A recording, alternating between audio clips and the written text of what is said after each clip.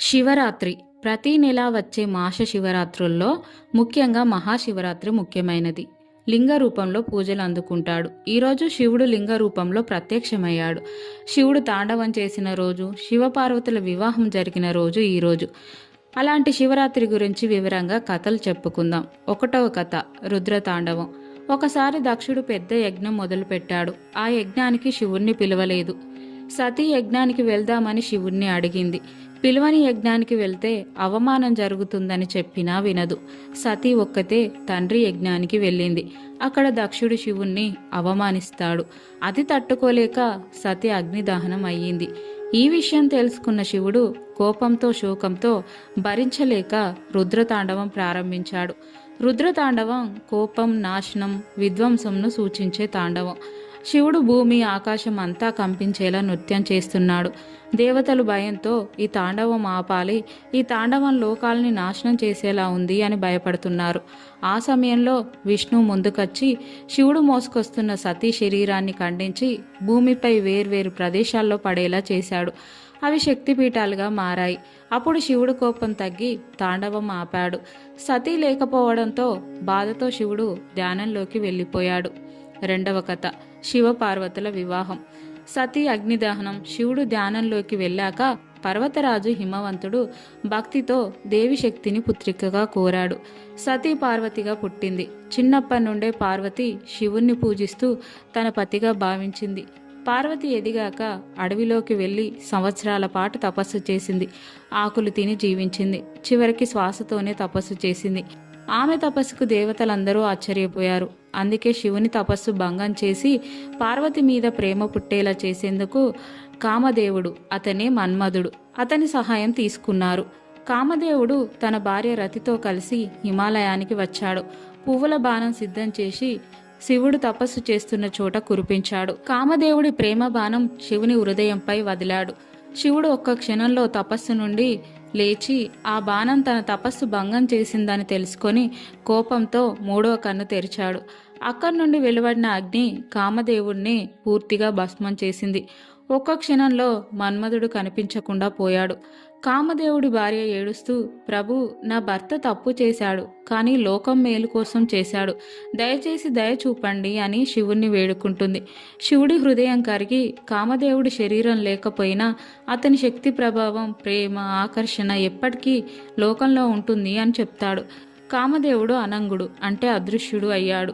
శరీరం లేదు, కానీ ప్రేమ, ఆకర్షణ, అందులో ఉన్న శక్తి మాత్రం అలాగే ఉంది. రతికి మాత్రమే కామదేవుడు కనిపించేలా వరమిచ్చాడు. తర్వాత శివుడు పార్వతిని పరీక్షించడానికి వృద్ధుల్లా మారి పార్వతి దగ్గరికి వెళ్ళి, శివుణ్ణి ఎందుకు పెళ్లి చేసుకోవాలనుకుంటున్నావు? అతను శ్మశానాల్లో తిరుగుతాడు, బూడిద రాసుకుంటాడు, అతని చుట్టూ భూతప్రేత గణాలు ఉంటాయి అని అడుగుతాడు. పార్వతి శాంతంగా, శివుడు బయటకి అలా కనిపించినా అంతర్గతంగా శివుడు శాంత స్వరూపుడు, యోగేశ్వరుడు, నాకు ఆయనే పతి అని, అందం కాదు మనసు గుణం ముఖ్యమని సమాధానమిచ్చింది. శివుడు వెంటనే తన అసలు రూపంలోకి వచ్చి పార్వతిని వివాహం చేసుకుంటానని చెప్పాడు. శివుడు వివాహానికి బయలుదేరాడు. కానీ అతని గణాలు, భూతాలు, ప్రేతాలు, యోగులు, దేవతలతో కలిసి ఒంటి నిండా బూడిదతో వచ్చాడు. అది చూసి పర్వతరాజు, హిమవంతుడు, అతని తరపు వాళ్ళు భయపడ్డారు. దానికి పార్వతి తల్లిదండ్రులకు నచ్చజెప్పి భయపడవద్దని చెప్పి శివుణ్ణి రూపం మార్చుకోమని చెప్తుంది. శివుడు రూపం మార్చుకొని సుందరంగా మారి పార్వతీదేవిని వివాహం చేసుకున్నాడు. ఈ రాత్రినే శివరాత్రిగా జరుపుకుంటారు. 3వ కథ, సృష్టి ప్రారంభం, లింగ ఉద్భవం కథ. సృష్టి మొదట్లో బ్రహ్మ, విష్ణు, శివులు సృష్టి, స్థితి, లయలను నిర్వహించిన వీరి మధ్య శ్రేష్ఠుడు ఎవరని సందేహం దేవతల్లో వచ్చింది. ఈ సందేహాన్ని తొలగించడానికి శివుడు ఒక తత్వాన్ని ఉదయింపచేశాడు. అదే మహాశివరాత్రి కథకు మూలం. ఒకసారి బ్రహ్మ మరియు విష్ణువు మధ్య ఎవరు శ్రేష్ఠులు అనే వాదన మొదలైంది. బ్రహ్మదేవుడు, నేనే శ్రేష్ఠుణ్ణి, ఎందుకంటే నేనే సృష్టిని చేస్తున్నా అన్నాడు. దానికి విష్ణువు, సృష్టి చేసిన తర్వాత దాన్ని నడిపేది నేనే, అందుకే నేనే శ్రేష్ఠుణ్ణి అంటాడు. వాదన పెరిగింది. సమస్త లోకాలు కంపించాయి. ఆ సమయంలో ఆకాశం నుండి భూమి వరకు కంపించేలా అంతం లేని ఒక అగ్నిస్తంభం, జ్యోతిలింగం ప్రత్యక్షమైంది. అప్పుడు శివుని స్వరం వినిపించింది. బ్రహ్మ, నీవు ఈ జ్యోతిస్తంభానికి తల వెతుకు. విష్ణువు, నీవు ఆధారాన్ని చూడు. ఎవరైతే చూసి ముందుగా వస్తారో వాళ్ళే శ్రేష్ఠులు అంటారు. విష్ణు వరాహ రూపంలో భూమి లోతుల్లోకి వెళ్ళాడు. అతను 1000 యుగాలు వెతికినా ఆ అగ్నిస్తంభం ఆదిని కనుగొనలేకపోయాడు. బ్రహ్మదేవుడు హంస రూపంలో పైకి ఎగిరాడు. 1000 యుగాలు ఎగిరినా దాని మూలం కనిపించలేదు. అప్పుడు ఒక కేతకి పువ్వు కిందకి జారుతూ కనిపించింది. నువ్వు ఎక్కడి నుండి వస్తున్నావు అని అడిగాడు. కేతకి పువ్వు నేను ఈ స్తంభం పైభాగంలో శివునికి సమర్పించబడ్డాను అని చెప్పింది. అప్పుడు బ్రహ్మదేవుడికి చెడు ఆలోచన వచ్చింది. నేను ఈ పువ్వును సాక్షిగా పెట్టి స్తంభానికి తల దొరికింది అని చెప్తా, నేను శ్రేష్ఠుణ్ణి అవుతానని అబద్ధం చెప్పాడు. విష్ణువు తనకి కనిపించలేదని నిజం ఒప్పుకున్నాడు. దాంతో స్తంభం వెంటనే శివరూపంగా ప్రత్యక్షమై కోపంతో, బ్రహ్మ నీవు అబద్ధం చెప్పావు, కేతకి పువ్వు దానికి సహకరించింది. ఇక నుండి కేతకి పువ్వు నా పూజలో ఉపయోగించకూడదు. ఇక నుండి నీ ఆలయాలు భూమి మీద ఉండవు అని బ్రహ్మదేవుణ్ణి శపించాడు. నిజాయితీగా నిజం చెప్పిన విష్ణువు శ్రేష్ఠుడు అయ్యాడు. ఈ జ్యోతి స్తంభం ప్రత్యక్షమైన రాత్రినే మహాశివరాత్రి అంటారు.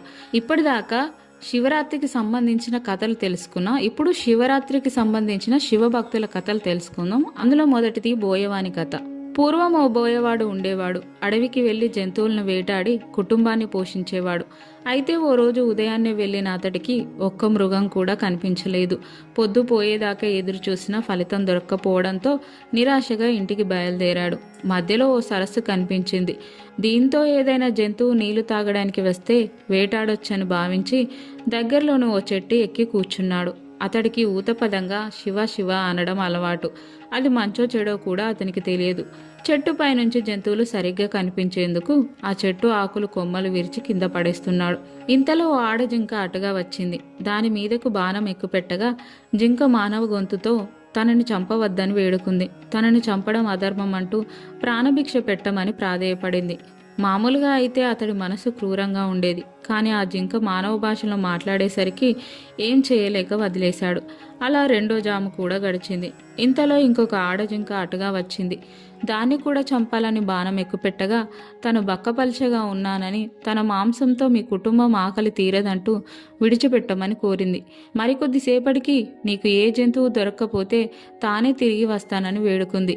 ఈ జింక కూడా ఇలాగే అనేసరికి ఆశ్చర్యపోయిన వేటగాడు తన ప్రాప్తం ఇంతే అనుకొని దాన్ని విడిచిపెట్టి ఇంకో జంతువు కోసం ఎదురుచూస్తున్నాడు. ఇంతలో మూడో జాము గడిచేసరికి ఓ మగజింక అతడికి కనిపించింది. దాన్ని బాణంతో చంపుదామని అనుకునేంతలో ఆ మగజింక కూడా మానవ భాషలో మాట్లాడింది. రెండు ఆడజింకలు ఇటుగా వచ్చాయా అని అతన్ని అడిగింది. వచ్చాయని, తనకు ఏ జంతువు దొరక్కపోతే తామే వస్తామని తనకు చెప్పినట్లు వేటగాడు మగజింకకు చెప్పాడు. అప్పుడు ఆ మగజింక, అయితే ఆ రెండు జింకలను ఓసారి చూసి వస్తానని, అప్పుడు తనను చంపమని చెప్పి వెళ్ళింది. ఇంతలో నాలుగో జాము కూడా గడిచింది. సూర్యోదయమైంది. తనకు మాటిచ్చిన 3 జింకల కోసం ఎదురు చూస్తూ చెట్టు మీదనే కూర్చున్నాడు. ఇంతలో మరొక జింక దాని పిల్ల అటుగా రావడం గమనించి విల్లు ఎక్కుపెట్టిన బోయవాడితో ఆ జింక కూడా తన పిల్లని ఇంటి వద్ద విడిచి వస్తానని, అప్పటి వరకు ఆగమని చెప్పి వెళ్ళింది. మరికొద్దిసేపటికి 4 జింకలు బోయవాడికిచ్చిన మాట ప్రకారం వచ్చి సత్యనిష్టతో తనను చంపమంటే తనను చంపమని ప్రాధేయపడ్డాయి. ఆ జింకల మంచి ప్రవర్తన, నిజాయితీ వేటగాడిలో మార్పు తీసుకొచ్చింది. ఆ రాత్రంతా అతడు కూర్చున్నది మారేడు చెట్టు. అతడికి తెలియకుండానే శివనామస్మరణ చేశాడు. తన చూపుకు అడ్డు వచ్చిన మారేడు ఆకులను కోసి కింద పడేశాడు. ఆ చెట్టు కిందనే ఓ పాత శివలింగం ఉండడం వల్ల ఆ మారేడు దళాలు లింగంపై పడ్డాయి. దీంతో మారేడు దళ పూజ ఫలితాన్నిచ్చింది. 4వ జాము దాకా మెలకుతో ఉన్నాడు కాబట్టి జాగరణ ఫలితం ఇచ్చింది. క్రూరాత్ముడైనప్పటికీ ఈ పుణ్యకార్యాల వల్ల అతడు మనసు నిర్మలమైంది. పైగా జింకల నిజాయితీ అతన్ని పూర్తిగా మార్చేసింది. శివరాత్రి పర్వదినం అని తెలియకపోయినా అనుకోకుండా చేసిన పూజాఫలం వల్ల అతడి హింసను వదిలేశాడు. జింకలు తమ నిజాయితీతో పరమేశ్వరుని అనుగ్రహం పొంది మృగశిర నక్షత్రంగా మారాయి. వేటగాడు ఆ నక్షత్రానికి వెనుక ఉజ్వలంగా ప్రకాశిస్తూ లుప్తికా నక్షత్రం అనే పేరుతో నిలిచిపోయాడు. హింస చేయాలి అనుకున్నప్పుడు క్షణకాలం ఆగి ఆలోచిస్తే మనసు దాని నుంచి మరలుతుంది. జింకను చంపడంలో కాలయాపన చేసిన బోయవాడు చివరకు అహింసవాదిగా మారగలిగాడు. అది శివరాత్రి గొప్పతనం, శివుని గొప్పతనం. రెండవది ఎడ్లబండి కథ. ఇది సుమారు 300 సంవత్సరాల క్రితం జరిగింది. కర్ణాటకలో దక్షిణాన ఓ భక్తుడు ఉండేవాడు. అతని తల్లికి వయసు పైబడుతుంది. ఆమె కాశీకి వెళ్ళి విశ్వనాథుడైన ఆ శివుని ఒడిలో చనిపోవాలని కోరుకుంటుంది. ఆమె తన కొడుకుతో దయచేసి నన్ను కాశీకి తీసుకెళ్ళు, నాకు వయసు పైబడుతుంది, నేను అక్కడికి వెళ్ళి చనిపోవాలనుకుంటున్నాను అంటుంది. ఆమె తన కొడుకుని జీవితంలో ఇదొక్కటి తప్ప మరేమీ అడగదు. కాబట్టి అతను తన తల్లితో పాటు దక్షిణ కర్ణాటక నుండి కాశీకి అడవుల గుండా నడుస్తూ సుదీర్ఘ ప్రయాణం మొదలుపెట్టాడు. ముసలావిడ కావడంతో ఆమెకు ఆరోగ్యం పాడైంది. కాబట్టి ఆమెను భుజాన వేసుకొని నడవడం మొదలుపెట్టాడు. కొంత సమయానికి అతని శక్తి కూడా క్షీణించింది. ప్రయాణాన్ని కొనసాగించడానికి అతడికున్న ఒకే ఒక మార్గం ఇది. శివ, ఈ ఒక్క ప్రయత్నంలో నన్ను ఓడిపోనీయకు. నా తల్లి నన్ను అడిగిన ఒకే ఒక కోరిక ఇది. దీన్ని నెరవేరనివ్వు. నేను తనని కాశీకి తీసుకెళ్ళాలి. మేము అక్కడికి వస్తున్నది నీకోసమే కదా. దయచేసి నాకు బలాన్ని ఇవ్వు అని వేడుకున్నాడు. అలా నడుస్తుండగా అతనికి వెనక నుండి వస్తున్న ఓ ఎద్దుల బండి గంట శబ్దం వినిపించింది. ఆ పొగ మంచులో నుండి ఓ ఒంటెద్దు బండి వస్తూ కనబడుతుంది. కానీ ఒంటెద్దు బల్లను కేవలం చిన్నపాటి ప్రయాణాలకు మాత్రమే వాడుతారు. అడవుల గుండా సాగే సుదీర్ఘ ప్రయాణాలకు ఎప్పుడు కూడా జోడెద్దుల బండిని వాడతారు. కానీ మనం బాగా అలసిపోయినప్పుడు ఈ చిన్న చిన్న విషయాలు పట్టించుకోము. ఎద్దుల బండి దగ్గరకు వస్తుంటుంది. కానీ పొగమంచు వల్ల ఇంకా అతను పూర్తిగా వస్త్రాలతో కప్పుకోవడం వల్ల అతను ఆ నడిపే అతని ముఖం చూడలేకపోతాడు. అప్పుడు ఈ భక్తుడు, మా అమ్మకి ఆరోగ్యం బాలేదు, ఖాళీగా ఉన్న మీ ఎద్దుల బండిలో మమ్మల్ని ప్రయాణించనివ్వండి అని వేడుకున్నాడు. అతను సరే అని తల ఊపుతాడు. ఇద్దరు బండి ఎక్కుతారు. బండి ముందుకెళ్తుంది. కొంత సమయం గడిచాక భక్తుడు అడవి మార్గంలో కూడా ఎద్దుల బండి మృదువుగా వెళ్లడం గమనించి కిందకి చూస్తే బండి చక్రాలు తిరుగుతూ ఉండవు. అవి ఆగిపోయి ఉంటాయి. అయినా సరే బండి వెళ్తూనే ఉంటుంది. అప్పుడు అతను ఎద్దు వైపు చూస్తాడు. ఆ ఎద్దు కూర్చొని ఉంటుంది. అయినా సరే బండి వెళ్తూనే ఉంటుంది. అప్పుడు అతను నడిపే అతని వైపు చూస్తాడు. కేవలం వస్త్రాలు మాత్రమే కనబడతాయి. లోపల మనిషి ఉండడు. తన తల్లి వైపు చూస్తాడు. తన తల్లి, మనం ఆయన వద్దకు చేరేశాం, ఇక ముందుకెళ్లాల్సిన అవసరం లేదు, ఇదే ఆ చోటు, ఇక నేను వెళ్తాను అని అక్కడే శరీరాన్ని వదిలేస్తుంది. ఆ ఎద్దుల బండి ఇంకా నడిపే అతను అందరూ మాయమైపోతారు. ఇక అతను గ్రామానికి తిరిగి వస్తాడు. అందరూ ఇతను చాలా తొందరగా వచ్చాడు, తన తల్లిని కాశీకి తీసుకెళ్తానన్నాడు, తనని మధ్యలో ఎక్కడో వదిలేశాడు అనుకుంటారు. వాళ్ళతన్ని, మీ తల్లిని నువ్వు ఎక్కడ వదిలేసావని అడుగుతారు. దానికి అతను, మేము వెళ్లాల్సిన అవసరం లేదు, ఆ శివుడే మా కోసం వచ్చాడు అంటారు. వాళ్ళిదంతా చెత్తవాగుడు అంటారు. అతను, మీరేమనుకున్నా నాకు అవసరం లేదు, ఆయన మా కోసం వచ్చాడు, నా జీవితం వెలిగించబడింది, అది నా మనసుకు తెలుసు, మీరది నమ్మకపోవడం అది మీ సమస్య అంటాడు. అప్పుడు వాళ్ళైతే, ఆయన నిజంగా నీకోసం వచ్చాడనడానికి, నువ్వు చూసావనడానికి ఏదో ఒక సాక్ష్యం చూపించు అంటారు. అతను, అదంతా నాకు తెలియదు, ఎందుకంటే నేను ఆయనను చూడలేదు, నేను కేవలం ముఖంపై ఉండే వస్త్రాన్ని మాత్రమే చూశాను, ముఖం కనబడలేదు అంటాడు. అప్పుడు ఉన్నట్టుండి ఈ వ్యక్తి మాయమైపోవడాన్ని అందరూ గమనిస్తారు. వాళ్ళకు కేవలం అతని వస్త్రాలు మాత్రమే కనబడతాయి. అతను దక్షిణ భారతదేశంలో గొప్ప ముని అవుతాడు. ఆయన ఎక్కడికి వెళ్ళినా సరే అందరూ ఆయన్ని శూన్యముఖంగా గుర్తించేవారు. మూడో కథ, దొంగ మల్లయ్య శివభక్తిని కథ. ఒక ఊరిలో మల్లయ్య అనే అతను ఉండేవాడు. అతను దొంగతనాలు చేసేవాడు. దొంగతనం చేయడం తప్పని అతనికి ఎవరు చెప్పలేదు. అతను దారిలో వెళ్లే వాళ్ళని ఆపి తనకు కావాల్సింది తీసుకునేవాడు. అందరూ అతనిపై దొంగ, బందిపోటు అని ముద్ర వేశారు. ఒక అరణ్య మార్గంలో అతను నిత్యం దొంగతనాలు చేస్తుండేవాడు. అందరూ అతన్ని తిట్టేవారు. కానీ అతడు అలా దొంగిలించిన డబ్బుని కూడా మహాశివరాత్రి వేడుకలు చేయడానికి ఖర్చు చేసేవాడు. కొన్ని సంవత్సరాల తర్వాత అతన్ని అందరూ గొప్ప శివభక్తుడిగా గుర్తించారు. కొందరు స్వచ్ఛందంగా చందాలు ఇవ్వడం మొదలుపెట్టారు. ఎవరైతే ఇవ్వడానికి ముందుకు రారో వాళ్ళని ఇచ్చేలా బలవంతం చేయడం తప్పులేదనుకున్నాడు. మల్లయ్య శివుడి సొత్తు శివుడికే చెందాలి అనే భావనతో లోబులైన ధనవంతుల దగ్గర దొంగిలించి శివకార్యాలకు ఖర్చు చేసేవాడు. కొంత ధనం పేదవాళ్ళకి ఇచ్చేవాడు. ఒకరోజు మల్లయ్య ఒక ఇంట్లో దొంగతనానికి వెళ్తాడు. అక్కడ దొరికిన సొమ్మును మూట కట్టుకొని బయటికి వస్తుండగా యజమాని మేల్కొని దొంగ దొంగ అని అరవడం మొదలు పెడతాడు. రాజభటులు మల్లను పట్టుకోవడానికి వెంటబడతారు. తప్పించుకోవడానికి దారి లేక మల్ల దగ్గరలో ఉన్న ఒక శివాలయంలోకి వెళ్ళి అక్కడ ఉన్న శివలింగాన్ని గట్టిగా హత్తుకున్నాడు. స్వామి, నేను నీ భక్తుణ్ణి కదా, నన్ను కాపాడు అని వేడుకుంటాడు. భటుల ఆలయంలోకి వచ్చి చూడగా అక్కడ వారికి మల్ల కనిపించాడు. దొంగిలించిన మూట కాస్త మాయమై మల్ల శరీరం శివలింగంలో ఐక్యమైపోయి ఉంటుంది. మరికొన్ని కథల ప్రకారం భటులు మల్లయ్యను పట్టుకోవడానికి వచ్చినప్పుడు ఆయన పట్టుకున్న మూటలోని వస్తువులన్నీ లింగాలుగా మారిపోయాయని అన్నారు. ఆయన నిష్కల్మషమైన భక్తిని చూసి పరమశివుడు ప్రత్యక్షమై అతనికి మోక్షాన్ని ప్రసాదిస్తాడు. 4వ కథ, కుబేరుడు శివభక్తుడిగా మారిన కథ. కాంపిల్య నగరంలో యజ్ఞదత్తుడు అనే ఒక మహాపండితుడు ఉండేవాడు. సదాచార పారాయణుడైన ఆ పండితునికి చాలా కాలానికి ఒక కొడుకు పుట్టాడు. లేక పుట్టిన ఆ బాలుడికి తల్లిదండ్రులు గుణనిధి అనే పేరు పెట్టి ఎంతో ప్రేమగా పెంచసాగారు. 8 సంవత్సరాల వయస్సులో ఉపనయనం చేసి విద్యాభ్యాసానికి పంపారు. రాజకార్యాల్లో నిమగ్నమైన తండ్రి ఆ తర్వాత కుమారుని చదువు ఎలా సాగుతుందో పట్టించుకోలేదు. దానితో గుణనిధి దుష్ట సహవాసం చేసి వ్యసనాలకు బానిసయ్యాడు. స్నాన సంధ్యాదులు వదిలిపెట్టాడు. తల్లికి మాయమాటలు చెప్పి ఆమె నుండి డబ్బు తీసుకుని జూదం ఆడేవాడు. తర్వాత వేశ్యాలోలుడయ్యాడు. పనుల్లో మునిగిపోయిన యజ్ఞదత్తుడికి ఈ విషయాలేవీ తెలియవు.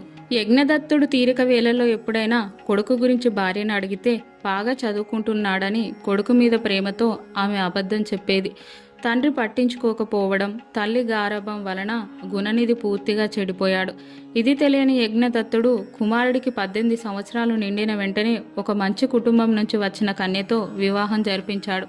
పెళ్ళైన గుణనిధికి బుద్ధి రాలేదు. తల్లి ధనం ఇవ్వడం మానేసింది. దాంతో గుణనిధి తన ఇంటిలో ధనాన్ని దొంగిలించడం, విలువైన పట్టు వస్త్రాలు, వెండి పాత్రలు, ఖరీదైన వస్తువులు ఎవరికి తెలియకుండా తీసుకెళ్లి జూదంలో ఓడిపోయినప్పుడు జూదగృహంలో గెలిచిన వారికి ఇవ్వడం అలవాటు చేసుకున్నాడు. తల్లి ఎంత చెప్పినా గుణనిధి ప్రవర్తన మార్చుకోలేదు. ఒకరోజు యజ్ఞదత్తుడు స్నానానికి వెళ్తూ తన చేతి రత్నాల ఉంగరం జాగ్రత్త చేయమని భార్యకి ఇచ్చాడు. ఆమె దానిని పడక గదిలో పెట్టింది. భార్యాభర్తలు ఉంగరం గురించి మర్చిపోయారు.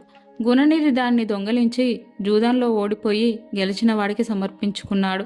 కొద్ది రోజుల తర్వాత యజ్ఞదత్తుడు వీధిలో నడుస్తూ వస్తుండగా ఒక వ్యక్తి చేతికి తన ఉంగరం ఉండడం చూశాడు.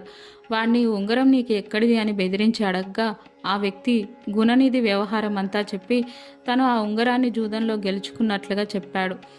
మీ అబ్బాయిని అదుపులో పెట్టుకోండి, లేకపోతే మీ ఇంట్లో బిందెలు గిన్నెలు కూడా మిగలవు అని హేళన చేశాడు. మొదటిసారిగా తన కుమారుని చెడు ప్రవర్తన గురించి విన్న యజ్ఞదత్తుడు అవమానంతో ఇంటికి వచ్చి భార్యను ఉంగరం గురించి అడిగాడు. ఆమె కంగారు పడి ఎక్కడో పెట్టాను, తర్వాత వెతికి ఇస్తాను అని సమాధానమిచ్చింది. గుణనిధి ఎక్కడా అని అడిగితే చదువుకోవడానికి వెళ్ళాడు అని అబద్ధం ఆడింది. కొడుకు ప్రవర్తన తనకు చెప్పకుండా ఉంచి పాడు చేయడమే కాకుండా ఇప్పటికీ నిజం దాస్తున్నదని యజ్ఞదత్తుడు భార్యను నిందించాడు. భార్యను ఇంటి నుంచి గెంటేశాడు. తన ప్రవర్తన తెలిసి తండ్రి శిక్షిస్తాడని భయపడిన గుణనిధి ఊరు వదిలి పారిపోయాడు. మరునాడు గుణనిధి ఆకలి బాధతో ఒక చెట్టు కింద కూర్చొని ఏమి చెయ్యాలా అని ఆలోచిస్తున్నాడు. ఇంత మంచి కుటుంబంలో పుట్టిన నేను వ్యసనాలకు ఎందుకు బానిసయ్యాను? నా వద్ద ధనం లేదు, విద్య కూడా లేదు. నేను దేశాంతరానికి వెళ్ళి ఎలా బ్రతకగలను అని తనలో తానే మదనపడ్డాడు. కొద్ది రోజులు నడిచి ఇంకొక గ్రామ పొలిమేరను చేరుకున్నాడు. దూరంగా ఒక శివాలయ గోపురం కనబడింది. అక్కడ ఉన్న చెరువు గట్టుపై నిద్రపోయాడు. మెలకువ వచ్చేసరికి హరహర మహాదేవ శంభో శంకర అంటూ నినాదాలు వినబడుతున్నాయి. ఆ సమయంలో కొందరు శివభక్తులు రకరకాల మధుర భక్ష్యాలను శివునికి నైవేద్యం కోసం తీసుకొని శివాలయానికి వెళ్తున్నారు. వీరిని చూసిన గుణనిధికి ప్రాణం లేచి వచ్చింది. వీరితో వెళ్తే పూజ తర్వాత ప్రసాదం పెడతారని అనుకున్నాడు. చీకటయ్యాక వారి వెంట శివాలయం చేరాడు. శివాలయ గర్భగుడి ద్వారం వద్ద భక్తునిగా శివనామస్మరణ చేస్తూ కూర్చున్నాడు. ఆ శివభక్తులు శివాలయంలో శివారాధన చేసి తెచ్చిన వంటకాలు శివునికి నివేదించి నృత్య గీతాలతో నటరాజును సేవించి అలసిపోయి అక్కడే నిద్రపోయారు. గుణనిధి అంతవరకు ద్వారం వద్దనే ఉండి శివభక్తులు చేసిన శివారాధన అంతా చూశాడు. అంతా నిద్రించాక నైవేద్యం పెట్టిన ప్రసాదాలు తినడానికి గర్భగుడి లోపలికి వచ్చాడు. లోపల దీపం వత్తి కాలిపోయి వెలుగు తగ్గింది. భక్ష్యాలు సరిగ్గా కనపడలేదు. అందుకని గుణనిధి తన ఉత్తరీయాన్ని చించి వత్తిగా చేసి ప్రమిదలో పెట్టి వెలిగించాడు. గర్భగుడి అంతా వెలుగు వ్యాపించింది. అక్కడ నైవేద్యం పెట్టిన ప్రసాదాలను కొద్దిగా తిని మిగిలినవన్నీ మూట కట్టుకొని బయలుదేరాడు. తొందరలో నిద్రిస్తున్న ఒక శివభక్తుడి కాలు తొక్కాడు. నిద్రలేచిన భక్తుడు దొంగ దొంగ అని అరిచాడు. ఆ అరుపుకు అందరూ లేచి గట్టిగా కొట్టేసరికి ఆ దెబ్బలకి ఓర్చుకోలేక గుణనిధి ప్రాణాలు వదిలాడు. యమదూతలు వచ్చి గుణనిధి ఆత్మను యమపాశంలో బంధించి యమలోకానికి తీసుకుని వెళ్ళసాగారు. ఇంతలో చేతిలో త్రిశూలంతో శివగణాలు వచ్చి యమదూతలను ఆపి గుణనిధి ఆత్మను తమకు అప్పగించమని ఆజ్ఞాపించారు.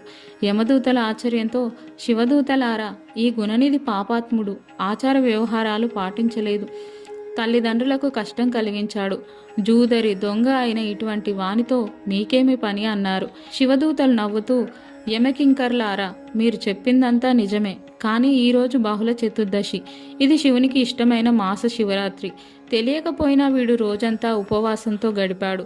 రాత్రికి శివాలయం చేరాడు, శివనామ స్మరణ చేశాడు, శివభక్తులు పాడిన శివకీర్తనలు విన్నాడు, గర్భగుడిలో దీపం వెలిగించాడు, శివలింగాన్ని దర్శించాడు, శివునికి నైవేద్యం పెట్టిన ప్రసాదం స్వీకరించాడు.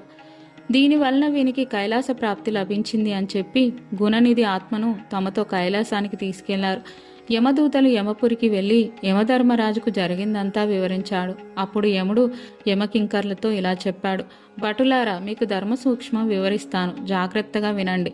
మీరు శివభక్తుల జోలికి పోకండి. చితాభస్మాన్ని నుదుట 3 నామాలుగా ధరించిన వారిని, నిలువెల్లా విభూది పూసుకున్న వారిని, చివరకు పొట్టకూటి కోసం శివుని వేషం వేసేవారిని యమలోకానికి తీసుకురాకండి అని హెచ్చరించాడు. యమదూతల నుండి పొందిన గుణనిధి సూక్ష్మ శరీరాన్ని శివదూతలు కైలాసం చేర్చారు. కొంతకాలం గడిచాక గుణనిధి అరిందముడు అనే కళింగరాజుకు దమనుడు అనే కుమారుడిగా జన్మించాడు. పూర్వజన్మ సుకృతం చేత చిన్నతనం నుండే శివభక్తి అలవడింది. దమనుడు అరిందముని తర్వాత ఆ దేశానికి రాజయ్యాడు. పూర్వజన్మలో శివరాత్రి నాడు శివుని ముందు దీపం వెలిగించడం వలన అతనికి పూర్వజన్మ సంగతులు గుర్తున్నాయి. ఆ సంస్కారం వల్ల దమనుడు మహాశివభక్తుడై నిత్యం శివపూజలు చేసేవాడు. ప్రతి మాస శివరాత్రి నాడు, మహాశివరాత్రి నాడు శివాలయాలన్నింటిలో దీపాలు వెలిగించి ఏర్పాట్లు చేయడం, దీపదానాలు చేయడం, శివపూజలు జరిపించడం లాంటి ఎన్నో కార్యక్రమాలు చేశాడు. కొంతకాలం ప్రజారంజకంగా దేశాన్ని పాలించి పూర్ణ జీవితాన్ని అనుభవించి స్వర్గస్థుడయ్యాడు. గుణనిధి దమనుడనే కళింగరాజుగా పుట్టి నిత్యం శివారాధన, లెక్కలేనన్ని దీపాలు వెలిగించి దీపదానాలు చేయడం వలన మరుజన్మలో బ్రహ్మదేవుని మనవడైన విశ్రవసువుకు కుమారుడిగా జన్మించాడు. విశ్రవసుడి కుమారుడు కాబట్టి వైష్ణవనుడు అనే పేరుతో పిలిచేవారు. పూర్వజన్మలో చేసిన పుణ్యం వలన అతనికి పూర్వజన్మ గుర్తు ఉంది. దాంతో అతడికి ఈ జన్మలో కూడా గొప్ప శివశక్తి అలవడింది. పవిత్రమైన కాశీనగరం వెళ్ళి గంగానది ఒడ్డున ఒక శివలింగాన్ని ప్రతిష్ఠించాడు. అక్కడ శివదీక్షతో కఠినమైన తపస్సు చేశాడు. ఆ కారణంగా అతడు చిక్కి శల్యమై అస్థిపంజరంగా తయారయ్యాడు. అతని తపస్సుకు సంతోషించిన శివుడు సతీ సమేతంగా అతని ముందు ప్రత్యక్షమయ్యాడు. శివుని స్పర్శతో వైష్ణవునికి పూర్వరూపం వచ్చింది. వైష్ణవనుడు కళ్ళు తెరిచి చూశాడు. ఎదురుగా శివుడు, పార్వతి కనబడ్డారు. నేనెంత తపస్సు చేస్తే ఏం లాభం? నా స్వామికి ఎల్లప్పుడూ దగ్గరగా ఉండే ఈమె ఇంకెంత తపస్సు చేసిందో అని తలుస్తూ ఆమె వైపు రెప్ప వేయకుండా చూడసాగాడు. ఇలా పార్వతీదేవిని చూసి అసూయపడి ఒక కన్ను మూశాడు.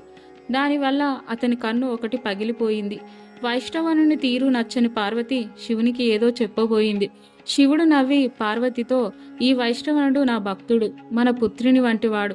కేవలం నీ తపస్సు గొప్పతనం తలుచుకుని అసూయపడుతున్నాడు, అంతే తప్ప వేరే కారణంతో కాదు అని ఆమెకు చెప్తాడు. తర్వాత వైష్ణవునితో, కుమారా, నీ తపస్సుకు ఆనందించాను. నిన్ను నవనిధులకు అధిపతిగా నియమిస్తున్నాను. యక్ష కిన్నెర కింపురుషులకు నాయకుడు అవుతావు. అలకాపురి నీ రాజధాని అవుతుంది. నీతో నేనెప్పుడు స్నేహం భావంతో ఉంటాను. నేను కూడా నీ రాజధాని దగ్గరలో నివసిస్తాను. ఈ పార్వతీదేవి నీకు తల్లి వంటిది. ఈమె ఆశీస్సులు కూడా తీసుకో అని చెప్పాడు. వైష్ణవనుడు పార్వతీదేవికి సాష్టాంగ ప్రమాణం చేశాడు. నాయనా, నీ శివభక్తి నిర్మలమైన దినాభివృద్ధి పొందుగాక. అసూయతో నన్ను చూసిన నీ మిగిలిన కన్ను ఎరుపు రంగుతో అందరినీ ఆకర్షిస్తుంది. నా యందు అసూయ పొందిన కారణంగా నీవు కుబేర నామంతో పిలువబడతావు అని ఆశీర్వదించింది. తన భక్తుడికి ఇచ్చిన వరం ప్రకారం అలకాపురి సమీపంలో కైలాస శిఖరంపై తమ నివాసం ఏర్పరచుకొని శివపార్వతులు రుద్రగణాలతో సహా తరలివచ్చారు. ఇది కుబేరుడు శివభక్తుడిగా మారిన కథ. ఇవండి శివరాత్రికి సంబంధించిన శివుని కథలు, వాళ్ళ భక్తుల కథలు. ఈ వీడియో కనుక మీకు నచ్చినట్లయితే, మీరు శివభక్తులు అయితే హరహర మహాదేవ శంభో శంకర అని లేదా ఓం నమ శివాయ అని కామెంట్ చేయండి. ఈ వీడియో కనుక మీకు నచ్చినట్లయితే, ఈ కథలు మీకు నచ్చినట్లయితే వీడియోని లైక్ చేయండి, మీ ఫ్రెండ్స్కి షేర్ చేయండి, మా ఛానల్ని సబ్స్క్రైబ్ చేసుకోండి, పక్కన గంట సింబల్ వస్తుంది నొక్కండి, నోటిఫికేషన్ ఆల్ సెట్ చేసుకోండి.